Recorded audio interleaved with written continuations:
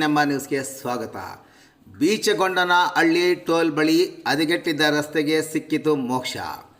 ಚಿಂತಾಮಣಿ ಹೊಸಕೋಟೆ ರಸ್ತೆಯ ಬೀಚಗೊಂಡನಹಳ್ಳಿ ಬಳಿ ಟೋಲ್ ಬಳಿಯ ರಸ್ತೆಯೇ ಸಂಪೂರ್ಣ ಹಾಳಾಗಿ ಅವಘಡಕ್ಕೆ ಆಹ್ವಾನಿಸುತ್ತಿರುವ ಬಗ್ಗೆ ಸಾಮಾಜಿಕ ಜಾಲತಾಣಗಳ ಮೂಲಕ ಮತ್ತು ವಿಶೇಷ ಸುದ್ದಿ ಬಿತ್ತರಗೊಂಡ ಬೆನ್ನಲ್ಲೇ ದುರಸ್ತಿ ಕಾಮಗಾರಿಯನ್ನು ಕೈಗೆತ್ತಿಕೊಂಡಿದೆ.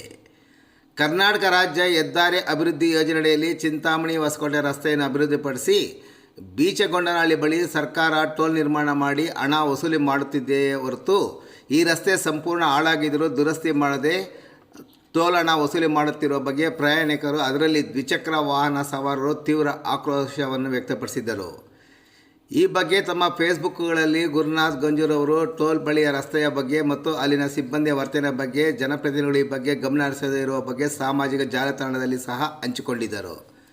ಇನ್ನು ಈ ಬಗ್ಗೆ ಸೋಮವಾರದಂದು ನಮ್ಮ ನ್ಯೂಸ್ನಲ್ಲಿ ಸಹ ಟೋಲ್ ಬಳಿ ಹದಗೆಟ್ಟ ರಸ್ತೆಯ ಬಗ್ಗೆ ಹಾಗೂ ದ್ವಿಚಕ್ರ ವಾಹನ ಸಾಗಲು ಮೀಸಲಿಟ್ಟಿರುವ ರಸ್ತೆ ತೀರಾ ದುಸ್ಥಿತಿಯಲ್ಲಿ ಇದ್ದು ಅವಘಡಕ್ಕೆ ಆಹ್ವಾನಿಸುತ್ತಿರುವ ಬಗ್ಗೆ ಸುದ್ದಿ ಪ್ರಕಟಗೊಂಡ ಬೆನ್ನಲ್ಲೇ ಎಚ್ಚೆತ್ತುಕೊಂಡ ಕರ್ನಾಟಕ ರಾಜ್ಯ ಹೆದ್ದಾರಿ ಅಭಿವೃದ್ಧಿ ಯೋಜನೆಯ ಟೋಲ್ ಬಳಿ ಹದಗೆಟ್ಟ ರಸ್ತೆಗೆ ಮುಂದಾಗಿದೆ.